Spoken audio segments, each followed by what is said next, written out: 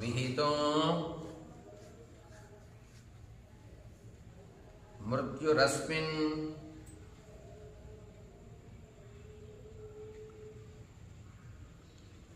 దుష్టే న వర్తతే.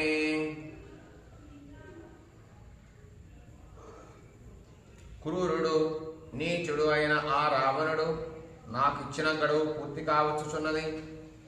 నాకు విధించిన ఈ మృత్యువు ఈ దుర్మార్గునికి ఎందువలన వచ్చటలేదో సీతాదేవి అనుకుంటుంది. రావణుడు నాకు 2 నెలల సమయం ఇచ్చాడు, అది కాస్త అయిపోస్తుంది. అటువంటి నాకు నన్ను చంపుతానని చెప్పాడు, నీకు చావు వస్తుందని చెప్పాడు. అటువంటి చావు రావణాసుడికి ఎందుకు రావట్లేదు అని అనుకుంటుంది, మనసులో అనుకుంటుంది. సత్యమే